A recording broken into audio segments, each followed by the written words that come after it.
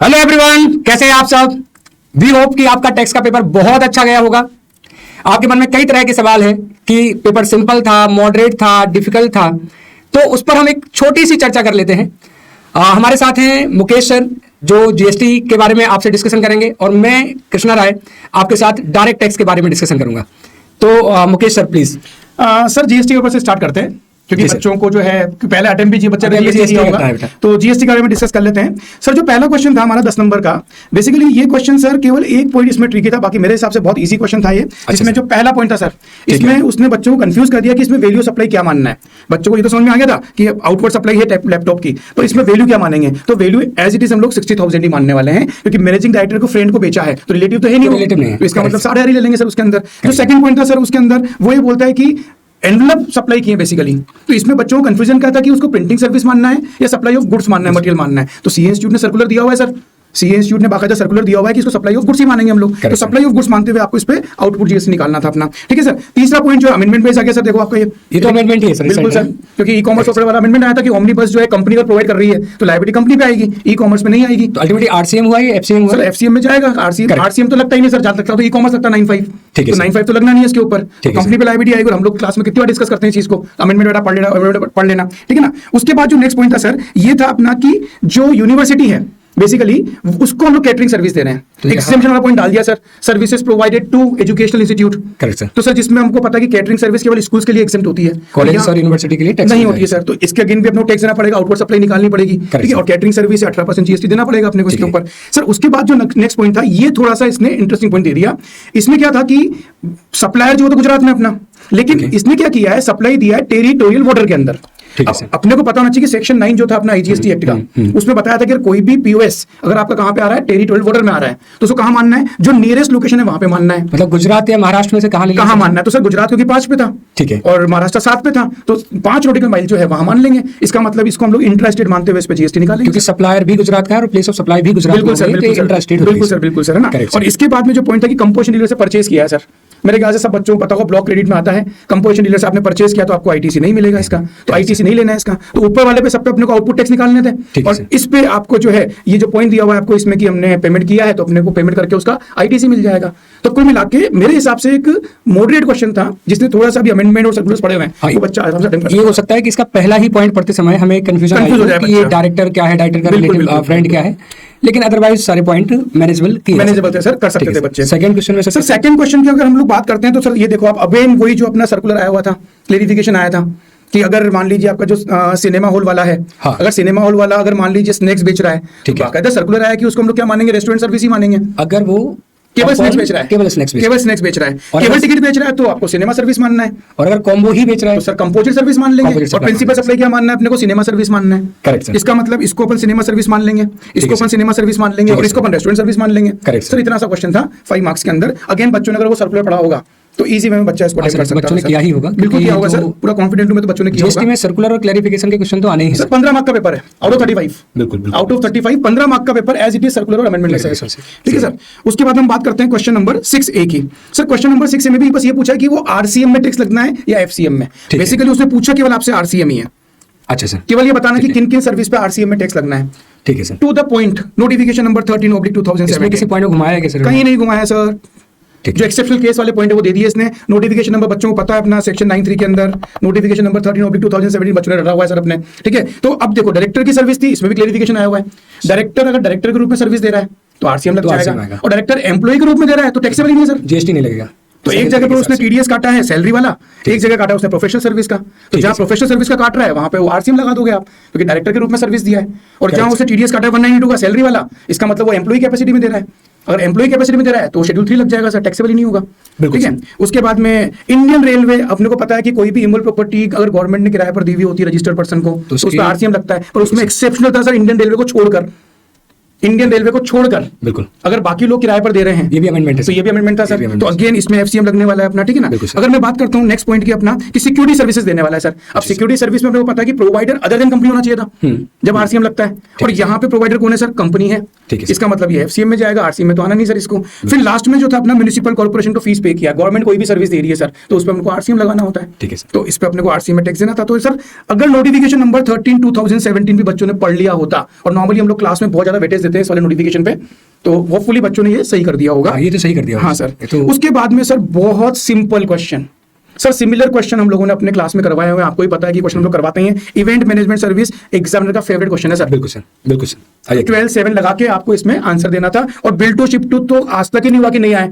जो हमारा compiler sir, compiler में से क्वेश्चन दिया आपने as it is. Build to shift to है तो 2 बार निकालना पड़ेगा आपको, क्योंकि बिल्ड टू शिफ्ट टू है तो 10(1)B पे आपने इसमें बिल्ड टू शिफ्ट टू पे निकालना। सर बहुत इजी क्वेश्चन था 5 मार्क्स के हिसाब से, और ये क्वेश्चन अपने टेस्ट में कवर किए हुए सर अपने दोनों। अच्छा सर, दोनों क्वेश्चन टेस्ट में कवर किए हुए जो टेस्ट होते हैं अपने यहाँ पे। तो मतलब जीएसटी का ऐसा आप कह रहे हैं कि आउट ऑफ 35 मार्क्स हम एक अच्छे मार्क्स ला सकते हैं? सर मेरे हिसाब से इस पेपर में जो एवरेज स्टूडेंट भी था ना, वो 20-25 तो ले आएगा, और जो थोड़ा सा भी पढ़ के गया होगा बच्चा, वो 30 नंबर 35 में से ला सकता है सर। स्टेप मार्किंग होता है तो 30-35 मार्क्स बहुत इजीली वो गैदर कर सकता है इस पेपर के अंदर। 35 में से बोल रहा हूं मैं, 25 से 30 मार्क्स वो ला सकता है, 30 से 35 भी आ सकते हैं।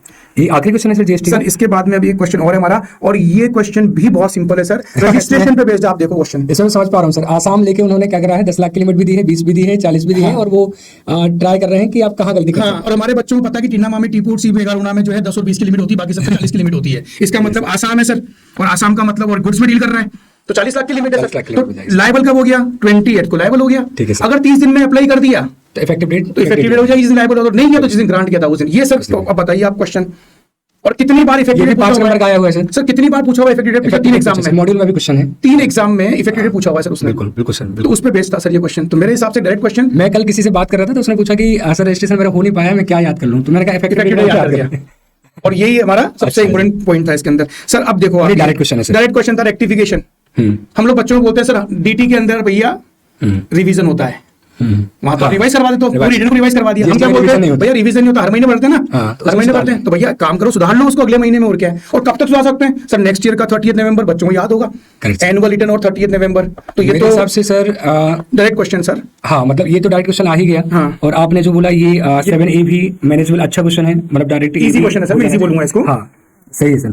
सर ये डायरेक्ट क्वेश्चन है, ये डायरेक्ट क्वेश्चन है, मतलब ये तो मोस्ट एमपी में से ही पास पूछा गया है। ठीक है, तो आज जो कुछ ऐसा हम कह सकते हैं, कंक्लूड कर सकते हैं कि काफी मैनेजेबल पेपर रहा जीएसटी का। सर अगला क्वेश्चन देखो ना आप। अब अच्छा, अभी और भी है। ये सर सर्कुलर आया था अभी। हाँ सर। आप पेज नंबर 23 देखना उठा के अमेंडमेंट शीट का। ठीक है सर। टाइम ऑफ सप्लाई पूछा है, कंटिन्यू सप्लाई मानते हैं अपन इसको। हाँ। और कंटिन्यू सप्लाई मानते हुए आपको इस पे टाइम ऑफ सप्लाई निकालना था। अच्छा sir page number 23 amendment sheet का। ठीक है, डायरेक्टली क्वेश्चन अमेंडमेंट ही है, डायरेक्टली क्वेश्चन पूछा है सर। उसके बाद में अगर आपसे पूछा जाए कि ओल्ड एज होम का एग्जेम्पशन आ गया सर, एंट्री नंबर 90 पूछ लिया उसने, 25,000 रुपए तक का ओल्ड एज होम का फीस है महीने का, तो एग्जाम्प्ट है, या तो ट्रस्ट दे रहा है या गवर्नमेंट दे रही है। सर 3 लाइन लिखने के 5 नंबर क्वेश्चन दिया, आप देखो आप 3 लाइन थी सर कुल मिला के। 5 तो सर थोड़ा ज्यादा हो गया सर, 5 नंबर मेरे हिसाब से ज्यादा हो गया। अच्छा 2 to 3 मार्क्स तक का ठीक होना हाँ, चाहिए। अब 5 नंबर का तो मेरे हिसाब से बनता ही नहीं क्वेश्चन, क्वेश्चन ही नहीं बनता। सर्विस प्रोवाइडर गवर्नमेंट और ट्रस्ट, और 25,000 तक की फीस पर मंथ, तो एग्जाम हो जाएगा। में भी स्टूडेंट कितना लिखेगा? 5 नंबर 5 नंबर में सर 3 लाइन 4 लाइन मैक्सिमम, तो जिसने थोड़ा भी पढ़ा होगा लिख के आ जाएगा। सर ये ब्लॉकिंग ऑफ ई-वे बिल आ गया। हाँ, ये वो 4 पॉइंट है, 4 पॉइंट इसमें सर ये 4 नंबर का देना चाहिए था, इस 2 नंबर में दिया है। भाई आपने लगातार 2 क्वार्टर का फाइल नहीं किया है, लगातार 2 महीने फाइल नहीं किया, रूल 20 की मर्जी सर। हाँ सर, रूल 20A का जो है 21A का आपने कंप्लायंस नहीं किया है। हाँ। तो 4 पॉइंट है सर, 4 पॉइंट के 2 नंबर दिए हैं। डायरेक्ट क्वेश्चन है सर, पेज नंबर 12.25 पढ़ेंगे। और आखिरी क्वेश्चन भी बेसिक चैप्टर सर आखिरी क्वेश्चन का तो मतलब ही नहीं अगर बच्चा नहीं करता है तो। बिल्कुल बिल्कुल सर। इससे ये टैक्सेस कौन से जो सब सम कर दिए सर, ऑलरेडी May 18 में आ चुका है सर। ये जब जीएसटी आया था तो ये फेवरेट क्वेश्चन था सर, पहले दोनों पेपर में आया है। बिल्कुल, सीए May 18 में भी आया था और नवंबर में भी आया था क्वेश्चन, दोनों एग्जाम में क्वेश्चन था। तो मेरे हिसाब से सर अगर 35 मार्क्स का मैं बोलूं तो ऑन एन एवरेज जो बच्चा पढ़ के गया था वो 30 नंबर बहुत आराम से ला सकता है, और जो थोड़ा सा भी एवरेज बच्चा सर वो 20 से 25 नंबर ला सकता है इजी वे में सर। 25 से कम तो मुझे लगता नहीं इसमें मार्क्स बनने चाहिए सर। सही है सर, मतलब और मैं यही बात डीटी के लिए कह रहा हूँ कि डीटी में थोड़े से पॉइंट घुमाए हुए हैं जिन पर हम डिस्कस करने वाले हैं, और वो भी मॉडरेट है। मतलब ऐसा कह सकते हैं कि पेपर सिंपल नहीं है लेकिन डिफिकल्ट भी नहीं है, मॉडरेट है, हम आराम से मैनेज कर सकते हैं। एवरेज बच्चा आपके हिसाब से, हमारे और आपके हिसाब से, मेरे हिसाब से 50 से 55 नंबर तक का एक एवरेज बच्चा बहुत इजी है। 60 नंबर तो मेरे हिसाब से डीटी में और आईडीडी मिला के ला सकते हैं। बिल्कुल बिल्कुल सर, मैनेज 60 मार्क्स तो मैनेजेबल है सर। ठीक है, 60 मार्क्स मैनेजेबल है। और हम लोग जब डीटी की बात कर रहे थे सर, हमने डिस्कस किया था एक क्वेश्चन सर अपने कंपाइलर से आया, पहला क्वेश्चन है एसईटी। हाँ सर, बस वही दिखा रहा हूँ। बताओ सर आप जरा क्वेश्चन नंबर 1 के बारे में आपके डीटी के। सर हम इनकम टैक्स के सबसे डर जो हमें ज्यादा होता है वो होता है कि टोटल इनकम का जो पहला क्वेश्चन आएगा वो क्या होगा। बिल्कुल सही है सर, वो सही कर दिया मतलब बच्चा। मुझे बड़ी खुशी हो रही है कहते हुए, बच्चों की कॉल यही आए कि ये जो 15 मार्क्स का क्वेश्चन आया हुआ है ये एज इट इज, आप यहाँ देखें कंसल्टेशन हमारे क्वेश्चन में आया सर ना। जी sir, salary receive, rental income, dividend from foreign company, या नीचे की हम इन्फॉर्मेशन देखते हैं कि बेसिक सैलरी, ट्रांसपोर्ट अलाउंस, ठीक है, ये जो भी इन्फॉर्मेशन दी गई है, हाउस प्रॉपर्टी की इन्फॉर्मेशन दी गई है, ये question as it is question bank से पूछा गया है। बिल्कुल सर, क्वेश्चन बैंक से पूछा गया है। और सबसे अच्छी बात है कि जैसा मैं बोलता हूँ कि अगर हम पास्ट ईयर के पेपर और आरटीपी लगाते रहे हैं तो हमें काफी अच्छी संभावना होती है कि हमसे पेपर हो जाए। सर आप देखेंगे क्वेश्चन बैंक से आता है तो इससे बच्चों को कॉन्फिडेंस आएगा नहीं आएगा। ये सर नवंबर 23 के आरटीपी का, मतलब क्वेश्चन बैंक तो मुझे नहीं कहना चाहिए क्योंकि हमारे क्वेश्चन में कंपाइलेशन क्या है, पास्ट ईयर के पेपर से सर आरटीपीज हैं, और जो अच्छे क्वेश्चन पुराने थे तो उनको हमने लिया हुआ है। तो आरटीपी नवंबर 2023 से एज इट इज उठ के आया सर। देखिए आप sir, basic information, transport allowance, foreign company का dividend, as it is question आया सर। हाउस प्रॉपर्टी का point as it is question उठ के आया है। तो सबसे बड़ा डर होता है कि हमें टोटल इनकम का क्वेश्चन करने में, वो बच्चों के लिए अच्छा हो गया, रिलैक्स हो गया, जिसने भी पिछले 4 अटेम्प्ट के आरटीपी करे होंगे, जिसमें हमेशा कहता हूं कि आपको पिछले 6 अटेम्प्ट के पास्ट पेपर और आरटीपी करने ही चाहिए। तो ये पहला क्वेश्चन 15 मार्क्स का तो वहां से आ गया। क्वेश्चन अच्छा है, लेकिन ऑलरेडी चूंकि आरटीपी में इशू है तो हम मानते हैं कि हमने ये किया होगा और हमसे ये बन जाना चाहिए। इसके बाद हम कैसा था सर? हाँ सर, क्वेश्चन नंबर 2 पर हम आते हैं। क्वेश्चन नंबर 2 स्लम सेल का स्लम सेल पे इसमें इंस्टीट्यूट ने बिल्कुल थोड़ी सी चालाकी करी है। 50B पे आ गया ये। हाँ, अगर अभी हम बात करते हैं एग्जाम के बाहर तो हम बोलेंगे कि ठीक है, इसको आराम से समझा जा सकता है, लेकिन जब बच्चा एग्जाम हॉल के अंदर होता है तो थोड़ी सी गलतियां होने की संभावना बढ़ जाती है। अच्छा। तो इन्होंने जो नॉर्मल इन्फॉर्मेशन दी है उसमें छोटी छोटी इन्फॉर्मेशन ऐड करी है, जैसे bank loan balance include 2 lakh for personal purpose, तो पर्सनल लोन भी उसके अंदर आ गया। फिर उन्होंने बोला कि जो गुडविल है वो सेल्फ जनरेटेड गुडविल है। अनसिक्योर्ड लोन में 1 लाख रुपए इस बात के हैं कि हमने ऑर्नामेंट खरीद, मतलब इसकी कॉस्ट जीरो लेनी है आपको जनरेटेड गुडविल की। एक तो जी सर, 35 में ले लिया तो अपने को जीरो मानना है इसको भी। अच्छा। ये बैंक का लोन में से 2 लाख रुपए कम कर देंगे क्योंकि वो बिजनेस से रिलेटेड नहीं है, और 1 लाख रुपए हम कम कर देंगे क्योंकि बिजनेस से रिलेटेड नहीं है। अच्छा। लेकिन हाँ, एग्जाम में हमसे गलती हो भी सकती है, कोई नहीं। तो जितना पार्ट भी हमारा अच्छा होता है, जैसे हम full value of sale consideration कितना लेते हैं, जो हायर स्टेप मार्किंग मिल जाएगा सर। बिल्कुल, स्टेप मार्किंग से अच्छा हो जाएगा। और हो सकता है किसी ने बिल्कुल करेक्ट भी किया हो, दोनों बातें हो सकती हैं। तो मैं इसको मानता हूँ कि अच्छा क्वेश्चन है, नया क्वेश्चन है, और बिल्कुल स्टूडेंट थोड़ा सा घुमाने की कोशिश की है। ठीक है सर। और एग्जाम में थोड़ा भी घुमाया गया, मतलब प्रॉपर घुमाया माना। बिल्कुल सर। इसके बाद एक क्वेश्चन पूछा गया है टीडीएस के लिए, जिसमें उन्होंने बोला कि प्रोफेशनल सर्विसेज ली जा रही है, टर्नओवर 1 करोड़ से ज्यादा है। ठीक है, तो टीडीएस के फेवरेट टॉपिक मेरे ख्याल से हर अटेम्प्ट में सर 5 मार्क्स का क्वेश्चन आना ही है। अच्छा। टीडीएस का रिटर्न चैप्टर का, जो मैं बार बार बोलता था कि बड़े टॉपिक नहीं हो रहे, आप मत परेशान हो, आप टीडीएस करो, आप रिटर्न करो, आप रेसिडेंशियल स्टेटस करो, आप सेट ऑफ कैलकुलेट करो सर। अच्छा, बच्चों को मान लो रेट याद मैंने जो बच्चों को जो प्लान दिया हुआ था, ठीक है, उस प्लान में बहुत साफ साफ लिखा हुआ है कि आपको ये चैप्टर्स पहले करने हैं। ये टैक्स रिवीजन का शायद यहाँ पर प्लान होगा, या पता नहीं, थोड़ा सा मिसिंग है यहाँ पर। हाँ सर, ये मैंने सीक्वेंस दिया था कि हमें कैसे रिवाइज करना है 1.5 डेज में, जिसमें मैंने पहले जीएसटी का दिया था कि आईटीसी रजिस्ट्रेशन आपने लिख के दिया था, वैल्यू रिटर्न पेमेंट इनवॉइस। बिल्कुल सर। और जब मैंने डीटी का प्लान इनको बना के दिया था तो उसमें मैंने बोला था कि आप सबसे पहले कहाँ ध्यान देना, रेसिडेंशियल ध्यान दो, return of income, set off carry forward, clubbing, income from other source, PGP तो सर आना ही है, तो छोड़ने की बात ही नहीं है। फिर मैंने बोला कि टीडीएस टीसीएस का पार्ट रेसिडेंशियल पे क्वेश्चन नहीं है इस बार। मैंने सर ध्यान नहीं दिया, थोड़ा सा मैं देखने वाला हूँ उसको। ओके। फुल कुछ नहीं आया है, केस बेस्ड क्वेश्चन में शायद कुछ टच किया हो, वो हमेशा कर ही लेते हैं, थोड़ा सा टच कर ही लेते हैं। तो सर ये टीडीएस का पॉइंट आया है, 194J मोस्ट आईएमपी सेक्शन है, तो उसी के संबंध में क्वेश्चन पूछा गया। इसके बाद सर एक क्वेश्चन आया है 3rd A 6 नंबर का, जिसमें ये बिल्कुल सर, तो एमएसएमई डायरेक्ट क्वेश्चन पूछा गया है, और ये थोड़ा 6 नंबर के हिसाब से ज्यादा हो गया। उन्होंने बोला meaning of micro and small enterprises बताना है, तो लिमिट लिखनी है। तो उसकी लिमिट्स है सर कि अगर आपके पास एसेट्स हैं 1 करोड़ तक के, या 5 टर्नओवर 5 करोड़ तक है, डायरेक्ट क्वेश्चन आ गया, हम इसको मानते हैं जी सर।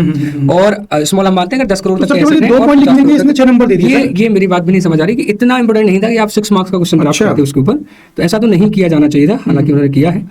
तो नहीं सर, उसके लिए 6 मार्क्स नहीं है, सॉरी। अच्छा, पार्ट ए पार्ट बी दोनों का मिला के 6 मार्क्स है सर, दोनों का मिला के 2 नंबर का रहेगा सर, 2 नंबर के आसपास का ही आएगा। ये जो क्वेश्चन पूछा है सर उन्होंने 3rd का बी पार्ट, ये अच्छा क्वेश्चन पूछा है। उन्होंने थोड़े थोड़े पार्ट में घुमाने की कोशिश की है, जैसे sir a laptop received as gift from friend costing 60,000, it was purchased on 1 April 22 by his friend. तो दोस्त के पास लैपटॉप था, वो गिफ्ट के रूप में मिला है।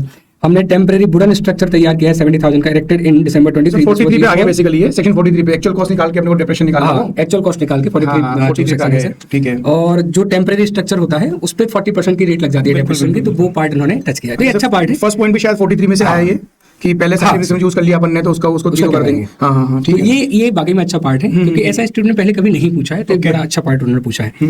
इसके बाद एक टोटल इनकम का क्वेश्चन पूछा गया, जिसमें नॉर्मल पॉइंट है, एक सीनियर सिटीजन है सर, उनको रिवर्स मॉर्गेज के तहत इंस्टॉलमेंट आ रही है जो कि एग्जाम होती है, बिल्कुल, बिल्कुल। उनको टर्म डिपॉजिट पर इंटरेस्ट आ रहा है, सेविंग अकाउंट पर इंटरेस्ट आ रहा है, तो दोनों Deduction मिल जाएगा TTB का। टीटीबी का डिडक्शन मिल जाएगा सर, बिल्कुल।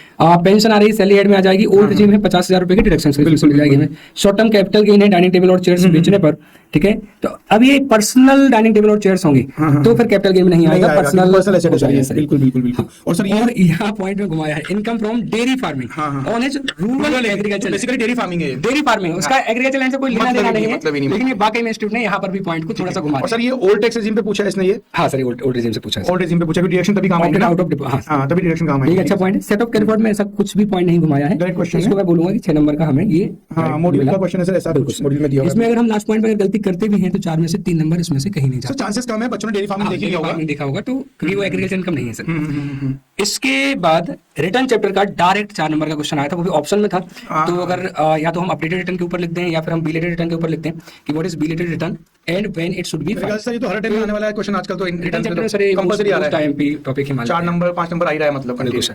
और non applicability of updated return में होता है सर कि एक बार अपडेट हो चुका है दोबारा अपडेट नहीं होगा, बिल्कुल, अगर बिल्कुल, बिल्कुल। कोई असेसमेंट वगैरह पेंडिंग है तो अपडेट नहीं हाँ, होगा। और कुछ सिचुएशंस हैं आप अपडेट करके इनकम नहीं बढ़ा सकते, लॉस को कम इनकम को कम नहीं कर सकते, लॉस को बढ़ा नहीं सकते, टैक्स रिफंड क्लेम नहीं कर सकते या इंक्रीज नहीं कर सकते, तो उन सिचुएशन में आप अपडेटेड पर नहीं। थ्योरी क्वेश्चन 4 नंबर का आया सर। हाँ सर, मैं ये मानता हूँ कि थ्योरी क्वेश्चन 4 इसमें नंबर का है। 4 नंबर का डायरेक्ट थ्योरी आया, बाकी जो सब बनना चाहिए हमसे। न्यूमेरिकल क्वेश्चन है बाकी सेट ऑफ कैरिफॉर्ड का 6 नंबर हमसे बनना चाहिए सर, 10 10 नंबर ही हो गया सर। इसमें मैं मानूं कि अगर बाई चांस किसी ने लास्ट में गलती की जिसकी नहीं करी जानी चाहिए, लेकिन बाई चांस अगर की हो तो यहाँ पर भी 3 नंबर के आसपास 13 नंबर। पर सर उसका इनकम टैक्स भी गलत हो जाएगा, लेकिन टैक्स भी पूछा है ना इसने शायद, नहीं? हाँ सर, हाँ, तो सर उसका 2 नंबर कर सकते तो हैं। 2 नंबर तक हो सकता है, टैक्स भी लग जाएगा ना उसका। तो 12 मार्क्स तक का यहाँ बन जाता है सर। हाँ। इसके बाद इसमें से जो माइक्रो एंड स्मॉल एंटरप्राइज की डेफिनेशन है तो वो तो अमेंडमेंट था बेसिकली, 2 नंबर पूरे मिलेंगे तो सर हम मानते हैं कि लगभग 2 नंबर का ये पार्ट होगा, तो 2 नंबर से मिलने चाहिए। और ये भी 43B में डिस्कशन किया हुआ पार्ट है। टेम्पररी गुड्स वगैरह पर 40% का हमारा डेफिनेशन लगता है, तो ठीक है। मैं अभी इसको अगर इग्नोर भी करूंगी, चलो इसमें गलतियों के चांस है, तो हमारा 15 नंबर यहाँ तक हो गए। बिल्कुल। और इसके पहले जो TDS का है ये ठीक है सर, इसको ये मैनेजमेंट क्वेश्चन है ये ना। प्रोफेशनल फीस वगैरह दे रहे हैं, तो 19 मार्क्स तो ये हो गए आपके। हाँ सर। और पहले सबसे क्वेश्चन बड़ी बात ये है, वही चीज सर, स्लम सेल में अच्छा tricky बता रहे हो आप थोड़ा सा। इसमें मैं कह रहा हूँ कि कंफ्यूज करने की कोशिश की है, लेकिन शायद इस क्वेश्चन में, जैसे मैं नीचे कह रहा हूँ कि बच्चा कंफ्यूज हुआ होगा, इस क्वेश्चन में मैं ऐसा मानता हूँ कि शायद बच्चा कंफ्यूज नहीं भी हुआ होगा, क्योंकि पर्सनल लोन है तो वो तो हमें साफ समझ में आता है कि उसका बिजनेस से कोई लेना देना बिल्कुल, है ही नहीं। तो 5 लाख में से 2 लाख पर्सनल लोन है तो भाई 3 लाख रुपए का ही बिजनेस का है, और अनसिक्योर्ड क्रेडिटर में 1 लाख रुपए अपने पर्सनल है, तो हम सर उसको भी अनसिक्योर्ड लोन में से कम कर देंगे। तो ये तो स्टेप मार्किंग में भी 3 नंबर तो लेके आएगा बच्चा। बिल्कुल सर, बिल्कुल। स्टेप क्योंकि मार्किंग सर में इसका 3 फुल नंबर वैल्यू लेके ऑफ आएगा। रिकंसिलिएशन क्या है, इसमें नेटवर्थ क्या है, और प्रोविजन जो हम वर्किंग में लिखते हैं, थ्योरी नोट लिखते हैं, तो मुझे लगता है कि तो 18 मार्क्स तो आपके यहाँ तक कवर हो गए। बिल्कुल। और मुझे लगता है 15 में से 10 नंबर तो आने ही आने हैं, क्योंकि ये देखा हुआ क्वेश्चन है, क्योंकि देखा हुआ क्वेश्चन है। तो सबसे अच्छी बात है कि DT और GST में कंबाइंड 55 से 60 नंबर सर 28 नंबर के आसपास यहाँ हो रहे हैं अपने। बिल्कुल। और 18 और MCQ 10 और केस और स्टडीज MCQ अलग है जो मिलेंगे सर, तो इसका मतलब 7 नंबर के हिसाब से हम लोग बोल सकते हैं कि ला सकता है बच्चा। बिल्कुल सर, 50 से 60 50 से 60 तो ला सकता है आराम से। अगर किसी को घबराहट हो रही है कि कुछ छोटे पॉइंट गलत हुए हैं तो आप बिलीव करो, स्टेप मार्किंग मिलेगी आपको, ठीक है। जो पॉइंट गलत है उसके मार्क्स कट होंगे और जो गलत नहीं है उसके आपको मार्क्स पूरे मिल जाएंगे। बिल्कुल। तो मेरे हिसाब से खैर ये वीडियो जस्ट आपसे डिस्कशन के लिए बनाया गया है, हम ओवरऑल आंसर वगैरह बाद में जल्दी डिस्कस ही करेंगे, अपलोड करने वाले हैं। बिल्कुल सर, जब एक बार इन बच्चों के पेपर हो जाएंगे, ताकि इनका है सर, किसी तरह का डिस्टर्बेंस हमारी वजह से ना। ठीक है सर। तो भी होप कि आपने बहुत अच्छा किया होगा बेटा, और all the best for your next exam. Costing paper के लिए बेटा ऑल द बेस्ट आप लोगों को। बिल्कुल सर।